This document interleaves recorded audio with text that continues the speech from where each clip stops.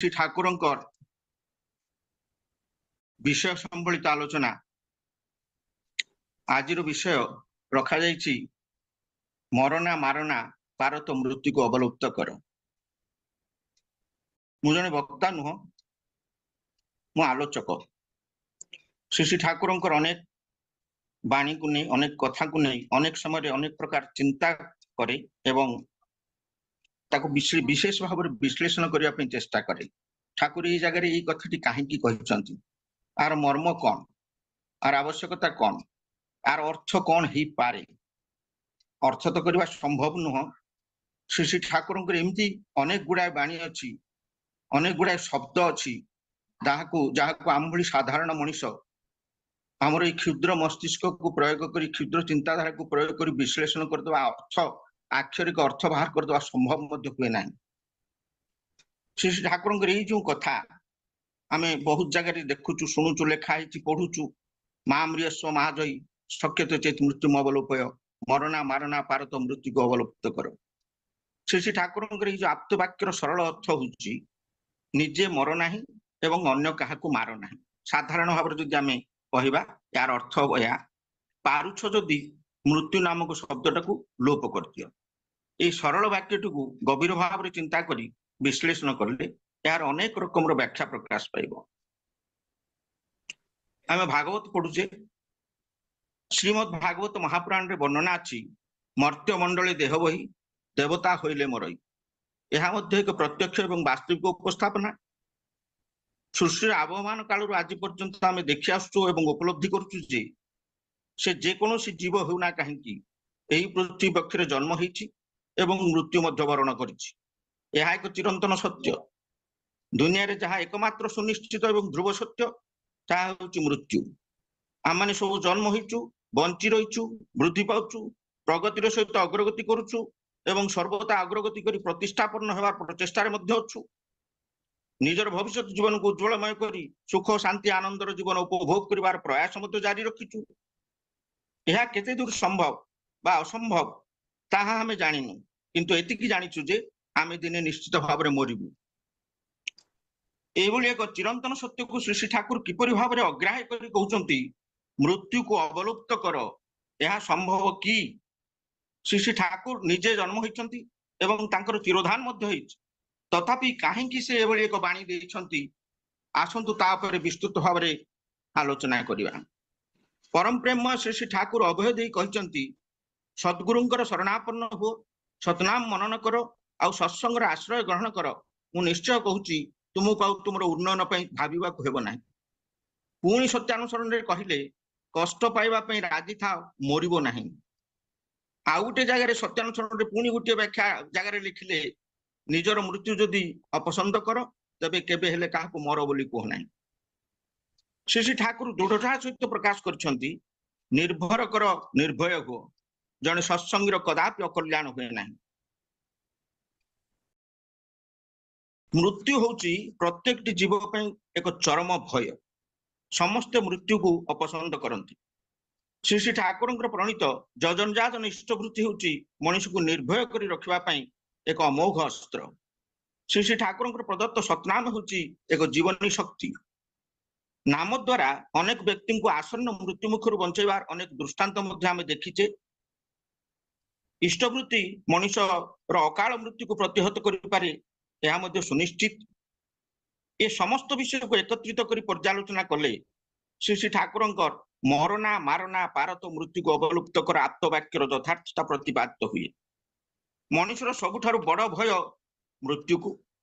केवल मनुष्य कहीं प्रत्येक जीव चाहती बंची रहा ही समस्ते संघर्षरत। केही चाहती नहीं मरिबा पई, किंतु मरिबा को हेबो एवं प्रचेष्टा कले मृत्यु को मत दूर को नहीं जाई पारिबा, नहीं जाई हबो। अर्थात सद्गुरुंक शरणापन्न हुई सतनाम मनन करी आ सत्संगर आश्रय ग्रहण करी जजन जाजन इष्टवृत्ति स्वस्थ सदाचार परायण हुई अपमृत्यु एवं अकाल मृत्यु को एड़े दिया जाय पारे। ताहा संभव केवल विश्वास निर्भरता एवं आत्मत्यागर माध्यम। जीव जगतर सर्वश्रेष्ठ प्राणी होची मनुष्य। ମନୁଷ୍ୟତ୍ୱର ଅନ୍ୟ ପ୍ରାଣୀ ମାନଙ୍କର ଜୀବନ ଅଛି ସତ, କିନ୍ତୁ ବିବେଚନା କରିବା କ୍ଷମତା ନାହିଁ। ଇତର ପ୍ରାଣୀ ମାନେ ନିଜ କଥା ଛଡା ଅନ୍ୟମାନଙ୍କ ବିଷୟରେ ଭାବିବା ଏବଂ ପଦକ୍ଷେପ ନେବା ବିଷୟରେ ଚିନ୍ତା ହିଁ କରନ୍ତି। କିନ୍ତୁ ମଣିଷ ଯେହେତୁ ବିବେକବାନ ସାମାଜିକ ପ୍ରାଣୀ, ସେ ନିଜେ ବଞ୍ଚିବା ବଢିବା ସହିତ ପାରିପାର୍ଶ୍ୱିକ ଅନ୍ୟମାନଙ୍କର ବଞ୍ଚିବା ଏବଂ ବଢିବା କଥା ମଧ୍ୟ ଚିନ୍ତା କରେ। ଅନ୍ୟର ମଙ୍ଗଳ କାମନା ହିଁ ନିଜ ମଙ୍ଗଳର ପ୍ରସୂତି। ଆମେ ଯେହେତୁ ନିଜର ମଙ୍ଗଳ ପାଇଁ ଚିନ୍ତା କରୁଛୁ, ଅନ୍ୟର ମଙ୍ଗଳ ପାଇଁ ମଧ୍ୟ ଚିନ୍ତା କରିବାର ଆବଶ୍ୟକତା ରହିଛି। ନିଜେ ବଞ୍ଚିବାକୁ ଚାହୁଁଛୁ ଏବଂ ଅନ୍ୟର ବଞ୍ଚିବାଟାକୁ ମଧ୍ୟ ସମର୍ଥନ କରୁଛୁ। ଶ୍ରୀ ଠାକୁର କହିଛନ୍ତି, ବଞ୍ଚିବା ଏବଂ ବଢିବା ହେଉଛି ମଣିଷର ଧର୍ମ। ନିଜେ ବଞ୍ଚିବା ସହିତ ଅନ୍ୟକୁ ବଞ୍ଚାଇ ରଖିବା ପାଇଁ ପ୍ରୟାସ କରିବା ହେଉଛି ମନୁଷ୍ୟତ୍ୱ ବା ମାନବିକତା। ମଣିଷ ଜନ୍ମ ପାଇ କେବଳ ନିଜର ବଞ୍ଚିବା ବଢିବା ଦିଗରେ ପ୍ରୟାସ ଜାରି ରଖିବା ମନୁଷ୍ୟତ୍ୱ ନୁହେଁ ବା ମାନବିକତା ନୁହେଁ। ଏହିଭଳି ସ୍ୱାର୍ଥପର ମଣିଷ ପଶୁ ସହିତ ସମାନ। ତେଣୁ ଶ୍ରୀ ଠାକୁର କହିଛନ୍ତି, ନିଜର ମୃତ୍ୟୁ ଯଦି ଅପସନ୍ଦ କର ତେବେ କେବେ ହେଲେ କାହାକୁ ମର ବୋଲି କୁହ ନାହିଁ, କାରଣ ଆମେ ସର୍ବଦା ପରସ୍ପର ନିର୍ଭରଶୀଳ। ଶତ୍ରୁତାବଶତଃ ଜଣେ ଅନ୍ୟ ଜଣକୁ ମରେ ବୋଲି କହିଦେଇପାରେ, କିନ୍ତୁ ସେହି ଅନ୍ୟ ଜଣକ ସତରେ ମରିଯିବା ପରେ ଅନେକ ଅନୁତାପ ଆସେ, କାରଣ ଏମିତି କେତେ ଆବଶ୍ୟକତା ଥାଏ ଯାହା ଅନ୍ୟ ଦ୍ୱାରା ହିଁ ପରିପୂରିତ ହୁଏ। ସେଇ ଅନ୍ୟ ଜଣକ ଯାହାଠାରୁ ଇପ୍ସିତ ଆବଶ୍ୟକତା ପୂରଣ ହେବା କଥା, ସେ ଯଦି ମରି ଯାଇଥାଏ ସେତେବେଳେ ତା କଥା ମନେ ପଡେ ଏବଂ ଅନୁତାପ ଆସେ। ଏଣୁ ଶ୍ରୀ ଠାକୁର କହନ୍ତି, ମରନା ମାରନା। ଶ୍ରୀ ଠାକୁରଙ୍କର ଆଉ ଏକ ଖଣ୍ଡବାକ୍ୟ ହେଉଛି, ପାରତ ମୃତ୍ୟୁକୁ ଅବଲୁପ୍ତ କର। ଆମେ ଜାଣୁ ମୃତ୍ୟୁ ତ ଚିରନ୍ତନ ସତ୍ୟ, ଅବଶ୍ୟମ୍ଭାବୀ। ତାକୁ କେମିତି ଅବଲୁପ୍ତ କରାଯାଇପାରେ? ମୃତ୍ୟୁକୁ ଅବଲୁପ୍ତ କରିବା ଅର୍ଥ ଅମର ହୋଇ ରହିବା। ଅମର ହୋଇ ରହିବା ମାନେ କାଳଜୟୀ ହେବା। କାଳଜୟୀ ହେବା ମାନେ ପାର୍ଥିବ ମୃତ୍ୟୁ ବରଣ କରି ମଧ୍ୟ ଜନମାନସରୁ ଅପସରି ନ ଯିବା, ଅର୍ଥାତ୍ ମହାତ୍ମା ବା ମହାପୁରୁଷ ହେବା। ଶ୍ରୀ ଠାକୁରଙ୍କର ସତ୍ସଙ୍ଗ ମିଶନ ମହାପୁରୁଷ ସୃଷ୍ଟି କରିବା ପାଇଁ ସୃଷ୍ଟି ହେଇଛି। Satsang is that platform where a man is converted to a human being and a human being to a superhuman. ମଣିଷକୁ ମାନବରେ ଏବଂ ମାନବକୁ ଅତିମାନବରେ ରୂପାନ୍ତରିତ କରିବା ପାଇଁ ଏହି ସତ୍ସଙ୍ଗ। ଶ୍ରୀ ଠାକୁରଙ୍କୁ ଜୀବନରେ ବହନ କରି ଆମେ ନିଜକୁ ଏଭଳି ଭାବରେ ଗଢି ତୋଳିବାକୁ ହେବ, ଯଦ୍ୱାରା କି ଆମେ ମରିଯିବା ପରେ ମଧ୍ୟ ଜନମାନସରେ ଅମର ହୋଇ ରହିବା। ଶ୍ରୀ ଠାକୁରଙ୍କର ସ୍ୱହସ୍ତ ଲିଖିତ ସତ୍ୟାନୁସରଣ ଆମୂଳଚୂଳ ପାଠ କଲେ ଜଣାଯାଏ, ମଣିଷର ମୃତ୍ୟୁ ନାହିଁ। ଏଥିରେ କେବଳ ବୃଦ୍ଧିର ବିଷୟ ହିଁ ରହିଛି, ବଞ୍ଚିବାର ବିଷୟ ହିଁ ରହିଛି, ବଢିବାର ବିଷୟ ହିଁ ରହିଛି। କ୍ଷୟ ହେବାର ବିଷୟ କୋଉଠି ଲେଖା ହେଇନାହିଁ। ଏଣୁ ଆମେ ମରି ମଧ୍ୟ ମରିବା ନାହିଁ। ଏହା ହେଉଛି ମୃତ୍ୟୁକୁ ଅବଲୁପ୍ତ କରିବା। ଆଉ ଏକ କଥା, ଶ୍ରୀ ଠାକୁର ସଦୟରେ ଆମ ସହିତ ନାହାନ୍ତି। ସେ ମର ଶରୀର ଧରି ଆସିଥିଲେ, ଏଣୁ ତିରୋଧିତ ହୋଇଗଲେ। ସେଇଭଳି ଶ୍ରୀରାମ, ଶ୍ରୀକୃଷ୍ଣ, ଶ୍ରୀ ବୁଦ୍ଧ, ଶ୍ରୀ ଚୈତନ୍ୟ, ରସୁଲ ମହମ୍ମଦ, ଯୀଶୁଖ୍ରୀଷ୍ଟ, ରାମକୃଷ୍ଣ ପରମହଂସ, ସ୍ୱାମୀ ବିବେକାନନ୍ଦ, ଏହିପରି ଅନେକ ଅସଂଖ୍ୟ ବ୍ୟକ୍ତିତ୍ୱଙ୍କ ତାଲିକା କରାଯାଇପାରେ, ଯେଉଁମାନେ ମରି ମଧ୍ୟ ମରି ନାହାନ୍ତି। ଏମାନେ ମୃତ୍ୟୁକୁ ଅବଲୁପ୍ତ କରିଛନ୍ତି। ଆମକୁ ମଧ୍ୟ ସେଇ ଆଡକୁ ଯିବାକୁ ହେବ, ଯଦ୍ୱାରା ଆମେ ମରି ମଧ୍ୟ ମରିବା ନାହିଁ। ଛୋଟିଆ ତୁଳସୀ ଗଛଟିଏ ମନ୍ଦିରରେ ରହୁ ବା ମଶାଣିରେ ରହୁ, ତାର ପବିତ୍ରତା ପାଇଁ ପୂଜା ପାଏ। ଠିକ ସେଇଭଳି ମଣିଷ ଦୁନିଆରେ ରହୁ ବା ନ ରହୁ, ତାର ସୁନ୍ଦର ଚେହେରା ପାଇଁ ନୁହେଁ, ତାର ସଚ୍ଚରିତ୍ର ପାଇଁ ସବୁବେଳେ ସମସ୍ତଙ୍କ ହୃଦୟରେ ରହିଥାଏ। ଏହା ହିଁ ଅମରତ୍ୱ। ଶ୍ରୀ ଠାକୁରଙ୍କ ସତ୍ସଙ୍ଗ ମିଶନ ହେଉଛି ମଣିଷ ତିଆରି କାରଖାନା। ଏହି କାରଖାନାରେ ମଣିଷର ଜୈବିକ ସଂସ୍କୃତିକୁ କଞ୍ଚାମାଲ ଭାବରେ ଉପଯୋଗ କରାଯାଇଥାଏ ଏବଂ ସ୍ୱ ବୈଶିଷ୍ଟ୍ୟକୁ ଏପରି ଭାବରେ ଉଜ୍ଜୀବିତ କରାଯାଏ, ଯଦ୍ୱାରା ସାଧାରଣ ମଣିଷଟିଏ ସର୍ବୋତ୍କୃଷ୍ଟ ଚଳଣୀ, ଚରିତ୍ର, ବାକ୍ୟ ଏବଂ ବ୍ୟବହାର ବହନ କରି ସୃଷ୍ଟି ହୁଏ ଏବଂ ଅନ୍ୟକୁ ପ୍ରଭାବିତ କରି ବ୍ୟକ୍ତି, ଦମ୍ପତି, ପରିବାର, ସମାଜ ଓ ରାଷ୍ଟ୍ରକୁ ଉନ୍ନତ କରିବାରେ ନିଜକୁ ଉତ୍ସର୍ଗ କରି ଚାଲେ। ସେ ସମସ୍ତଙ୍କ ହୃଦୟକୁ ଜୟ କରି ଅମର ହୋଇ ରହେ। ଶ୍ରୀ ଠାକୁର ଏହି ମର୍ମରେ କହୁଛନ୍ତି, ମରନା ମାରନା, ପାରତ ମୃତ୍ୟୁକୁ ଅବଲୁପ୍ତ କର। ବର୍ତ୍ତମାନ ଆସନ୍ତୁ ଶ୍ରୀ ଠାକୁରଙ୍କର ଏହି ଉକ୍ତିକୁ କେନ୍ଦ୍ର କରି ଅନେକ ଦିଗରୁ ଆଲୋଚନା କରିବା। ଶ୍ରୀ ଠାକୁର ସତ୍ୟାନୁସରଣର ଗ୍ରନ୍ଥରେ ଗୋଟେ ସ୍ଥାନରେ ଲେଖିଲେ, ନିଜର ମୃତ୍ୟୁ ଯଦି ଅପସନ୍ଦ କର ତେବେ କେବେ ହେଲେ କାହାକୁ ମର ବୋଲି କୁହ ନାହିଁ। ଏହାର ଅର୍ଥ କଣ? ଏ ଆଲୋଚନା କ୍ରମରେ ଆମେ ଅନେକ କଥା ମୃତ୍ୟୁକୁ ନେଇ କହିଛନ୍ତି। ମୃତ୍ୟୁ ହେଉଛି ସବୁଠାରୁ ଭୟଙ୍କର ଏବଂ ଗହୀର। ଲୋକଙ୍କୁ ସୁଖ କଥା କହନ୍ତୁ, ଦୁଃଖ କଥା କହନ୍ତୁ, ବଞ୍ଚିବା କଥା କହନ୍ତୁ, ବଢିବା କଥା କହନ୍ତୁ, ରୋଜଗାର କରିବା କଥା କହନ୍ତୁ, ସଞ୍ଚିବା କଥା କହନ୍ତୁ, ଜ୍ଞାନର ଭକ୍ତିର ଧର୍ମର କଥା କହନ୍ତୁ, ଅଳ୍ପେ ବହୁତେ ସମସ୍ତେ ଆମ କଥା ଶୁଣିବେ। କାରଣ ଏଥିରେ ବଞ୍ଚିବା ଏବଂ ବୃଦ୍ଧି ପ୍ରାପ୍ତ ହେବା ବିଷୟରେ ବର୍ଣ୍ଣନା ଥାଏ। ଧର୍ମ ଅର୍ଜନ କରିବା, ଈଶ୍ୱରଙ୍କ ନିକଟବର୍ତ୍ତୀ ହେବା ଏବଂ ମୋକ୍ଷ ପ୍ରାପ୍ତିର କଥା ଥାଏ। କ୍ଷୟ ପ୍ରାପ୍ତି କରିବା, କଷ୍ଟ ପାଇବା, ଦଣ୍ଡ ପାଇବା ବା ମୃତ୍ୟୁ ପ୍ରାପ୍ତ ହେବା କଥା ଆମମାନଙ୍କ କଥାରେ ନଥାଏ। କହିବା ଛଳରେ ଆମେ ଯଦି କାହାକୁ ମରିବା କଥା କହିଦେଉ, ତା ମନରେ ତତ୍କ୍ଷଣାତ୍ ପ୍ରତିକ୍ରିୟା ସୃଷ୍ଟି ହେବ ଏବଂ ସେ ଆମକୁ ଆକ୍ରମଣ କରିବାକୁ ତତ୍ପର ହେବ। ଯଦି କହିବା ଲୋକଟି ସମ୍ମାନାସ୍ପଦ ହୋଇଥାଏ, ଶୁଣିବା ଲୋକଟି ଆକ୍ରମଣାତ୍ମକ ଏବଂ ପ୍ରତିକ୍ରିୟାଶୀଳ ନହେଲେ ମଧ୍ୟ ମନରେ ଆଘାତ ପାଏ ଏବଂ ଭାରାକ୍ରାନ୍ତ ମନରେ ଆମଠାରୁ ବିଦାୟ ନିଏ। ଆମକୁ କହିବାର ଅଧିକାର ମିଳିଛି ବା ଆମେ କହିପାରୁଛୁ ବୋଲି ଅନେକ କଥା କହିଦେଉଛୁ। ଅନ୍ୟମାନେ କହିପାରୁ ନାହାନ୍ତି, ଏଣୁ ଆମେ ଯାହା କହୁଛୁ ଶୁଣୁଛନ୍ତି। ଏହି କହିବା ଏବଂ ଶୁଣିବା ମଧ୍ୟରେ ରୋଚକତା ରହିବା ଆବଶ୍ୟକ। ଆମକୁ ଯଦି କେହି କଷ୍ଟ ଦେଲା ଭଳି କଥା କହିଦିଏ, ଆମେ ସେଗୁଡ଼ିକ ତାଠାରୁ ଶୁଣିବାକୁ ଅପସନ୍ଦ କରୁଛୁ। ସେହିପରି ଆମର କେତେକ କଥା ଯଦି ଅନ୍ୟକୁ କଷ୍ଟ ଦେବା ଭଳି ହୋଇଥାଏ, ସେ ମଧ୍ୟ ତାକୁ ଅପସନ୍ଦ କରୁଥିବ, ଏହା ନିଶ୍ଚୟ। ଏଇଭଳି ଭାବନା ପ୍ରତ୍ୟେକ ମଣିଷ ପାଖରେ ରହିବାର ଆବଶ୍ୟକତା ଅଛି। Word is power. କହିବାର ଶକ୍ତି ଅଛି। ଆମେ ଯାହା ତାହା ଯଦି କହିଦେଉ, ସମୟ କାଳ ପାତ୍ର ଯଦି ଆମେ ନ ଦେଖୁ, କାହାକୁ ବାଧୁଛି କାହାକୁ ବାଧୁନି, କାହାକୁ କେତେ ସ୍ପର୍ଶ କରୁଛି ସେ ବିଷୟରେ ଯଦି ଆମର ଚିନ୍ତନ ନାହିଁ, ଭାବନା ନାହିଁ, ଆମେ କହି ଚାଲୁଛୁ, ଯେହେତୁ ଆମେ କହିବାର ଶିଖିଛୁ, କହିବାର ଜାଣିଛୁ, ଆମେ କହି ଚାଲୁ, ତାହା କାହାକୁ କେତେ ଆକ୍ଷେପାତ୍ମକ ହେଇପାରେ, କାହାକୁ ବାଧିପାରେ, କାହାକୁ ରୋଚକ ହେଇପାରେ, କାହାକୁ ବେରୋଚକ ହେଇପାରେ। ଏ ସବୁ ଆଡକୁ ଆଲୋଚନା କରି ଚିନ୍ତା କରି ଆମେ ଯଦି କଥା ଗୁଡାକ କହୁ, ଉପଦେଶ ଗୁଡାକ ଦଉ, ତାହେଲେ ଗୋଟେ ସମାଜରେ ସନ୍ତୁଳନ ସୃଷ୍ଟି ହୁଏ। ପରସ୍ପର ଭିତରେ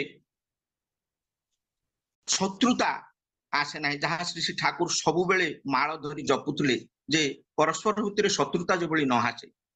ଏ ସତ୍ସଙ୍ଗ ମାଧ୍ୟମରେ ସମସ୍ତେ ଯେଭଳି ସାଙ୍ଗ ହେଇଯାଆନ୍ତି, ସଙ୍ଗୀ ହେଇଯାଆନ୍ତି, ପରସ୍ପର ଭିତରେ ଯେମିତି ଆପୋଷ ବୁଝାମଣା ରହେ ଏବଂ କିଏ କାହା ପ୍ରତି ଯେମିତି ବିଦ୍ୱେଷ ଭାବ ନ ରଖନ୍ତି, ଏହା ହଉଛି ଶ୍ରୀ ଶ୍ରୀ ଠାକୁରଙ୍କର ମୂଳ ଉଦ୍ଦେଶ୍ୟ।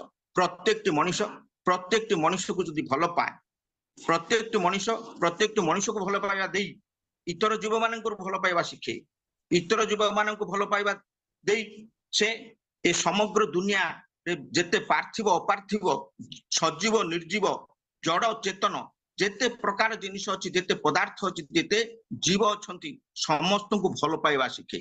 ଏଣୁ ଶ୍ରୀ ଶ୍ରୀ ଠାକୁରଙ୍କର ସତ୍ସଙ୍ଗ ମିଶନ ହଉଛି ଭଲ ପାଇବା ମିଶନ, ଯୋଉଠିକି ସମସ୍ତେ ସମସ୍ତଙ୍କୁ ଭଲ ପାଇବା ଶିଖନ୍ତି।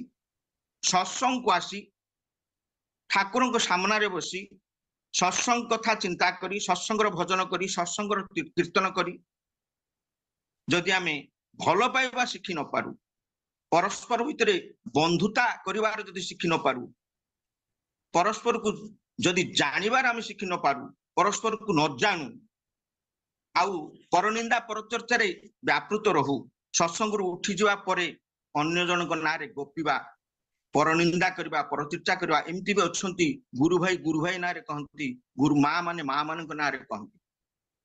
ଏଇ ସବୁ ସାଧାରଣ ପ୍ରକୃତି ଗୁଡାକର ପରିବର୍ତ୍ତନର ଆବଶ୍ୟକତା ରହିଛି, ଯେହେତୁ ଆମେ ସତ୍ସଙ୍ଗୀ। ଶ୍ରୀ ଶ୍ରୀ ଠାକୁର ସବୁବେଳେ ମାଳା ଧରି ଜପୁଥିଲେ ଯେ ପ୍ରେମ ପ୍ରେମ ପ୍ରେମ, ସମସ୍ତଙ୍କୁ ଭଲ ପାଇବା ଶିଖ, ଭଲ ପାଇବା ଦେଇ ଏ ଦୁନିଆଟା ତିଷ୍ଠି ରହିବ, ଭଲ ପାଇବା ଦେଇ এই ରାଷ୍ଟ୍ରରେ ଶାନ୍ତି ପ୍ରତିଷ୍ଠା ହେବ, এই ବିଶ୍ୱରେ ଶାନ୍ତି ପ୍ରତିଷ୍ଠା ହେବ, କେହି କାହାର ଶତ୍ରୁ ରହିବେ ନାହିଁ। ଆମେ ଯେହେତୁ କାହାର କ୍ଷତି କରିବାକୁ ଯାଉନୁ, ଆମର କେହି କ୍ଷତି କରିବେ ନାହିଁ। ଏଣୁ ଯୁଦ୍ଧ, ଘନଘଟା, ଦଙ୍ଗା ଇତ୍ୟାଦିର କୌଣସି ଆଶଙ୍କା କରିବାର ଆବଶ୍ୟକତା ହିଁ ପଡିବ ନାହିଁ।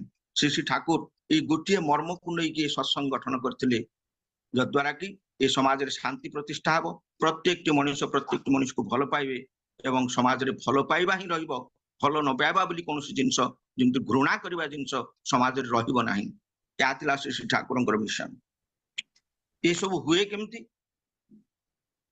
ନିର୍ଭର, ବିଶ୍ୱାସ ଏବଂ आत्मत्याग माध्यम श्री श्री ठाकुर को जीवन रे बहन करी तांको जीवन सर्वस्व करी सी जहाँ कहते अनुशासन को मानी जदि आमे आगे आगे चालू ताहा हेले श्री श्री ठाकुर जो इच्छा से इच्छा परिपूरित हेब एवं सी जो भविष्य विश्व को देखा चाहूले ताहा आम सम्मुख उद्भासित हेब एवं समाज रे शांति प्रतिष्ठा आम समस्ते शांति रे कालातिपात करिबा सुख ही सुख काहारी को दुख स्पर्श करिवो ना ए होची श्री श्री ठाकुरंकर सत्संग मिशन।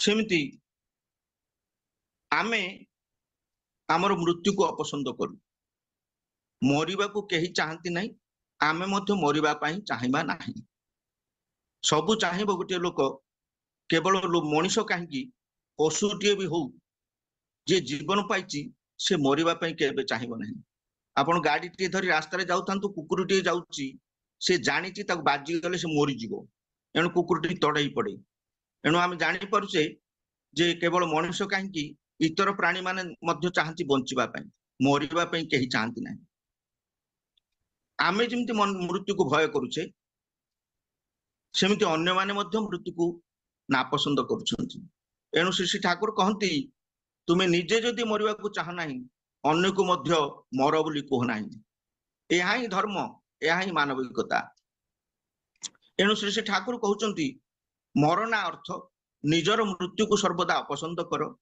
मारना अर्थ निजर मृत्यु को जदि अपसंद करूच अन्य को मध्य मर बोली कामना कर नाही निज गाल को चापुड़ा मारे जदि जानि पारछ किए का को मारुछि अन्य बेल को मध्य ताहा अनुभव कर खबरदार निजे जदि से परि न भाबी पारो तबे अन्यर बेल को कहिबा को जाह नाही जदि निजर कष्ट बेल को संसारी साज अन्य बेल को ब्रह्मज्ञानी साज नाही बरं निज दुख बेल को ब्रह्मज्ञानी साज आ अन्य बेल को संसारी साज एपरि भेल मध्य भल ए सब सत्यानुसरण वाक्य जदि मनुष्य हुआ तो निज दुख रे हस आ पर दुख रे कांद निजर मृत्यु जदि अपसंद कर तबे केबे हेले काहा को मर बोली कह नाही अर्थ मरना मारना पारत मृत्यु को अवलुप्त कर शेष श्री श्री ठाकुर ही गूढ़ तत्वभित्तिक आप्तवाक्यर व्याख्या करी यही सिद्धांत करा जाई पारे जे श्री श्री ठाकुर यही वाक्य माध्यम धर्म संस्थापन वार्ता देछंती परम दयाल भाषा रे बंचिबा बढ़िबा मर्म जहा ठीक जानी था धर्म ताहा अन्य बांचाए निजे थाके धर्म बोली जानी ताके श्री श्री ठाकुर मरना मारना पारत मृत्यु को अवलुप्त कर वाक्य माध्यम यहाँ ही उपदेश देइछंती जे निजे भलरे रुह एवं अन्य मान को मध्य भलरे रख निजे कष्ट पाओ नाही एवं अन्य को मध्य कष्ट दिए नाही निजे मर नाही एवं अन्य को मध्य मर बोली कह नाही यह होची एई आप्तवाक्यर मोर सीमित ज्ञान भितर जहाँ विश्लेषण अनेक विज्ञ विशिष्ट व्यक्ति सत्संग उपस्थित अछंती अनेक वक्ता अछंती अनेक विश्लेषक अछंती समालोचक अछंती विज्ञ प्राज्ञ व्यक्तित्व समावेश होची सत्संग साधारण भाव में श्री श्री ठाकुर कौन वाक्य को नहीं विश्लेषण करने व्याख्या करने साहस करने हूँ एक दुस्साहसिक व्यापार आमे साधारण मनुष्य या व्याख्या करमती केतक शब्द श्री श्री ठाकुर अच्छी जहाँ डिक्शनरी खोजिले मिलेनी जहाँकि सत्संग डिक्शनरी ही मिले श्री श्री ठाकुर स्वतंत्र डिक्शनरी थिला जोठी कि शब्दर अर्थ से मिले अन्य कौन डिक्शनरी मिले ना एणु मु केते सुंदर भाव में आलोचना कली सेटा को नहीं गर्व करिवार किछि नाही साधारण भाव में जहाँ मु बुझी पारिछि ताकू नहीं आलोचना कली ता सहित सत्संगर मर्म कौन सत्संग आवश्यकता कौन सत्संग को आसी आम कौन शिखा उचित एवं सत्संग कौन श्री श्री ठाकुर कहीं मिशन गठन करते ताकू नहीं अल्प किसी आलोचना करिछि एणु एथिरे मोर जति किछि भूल भटका थाए क्षमा करिवे एतिकिरे मु मोर वाणी को विराम दउछि वंदे पुरुषोत्तमम जय गुरु समस्त जय गुरु।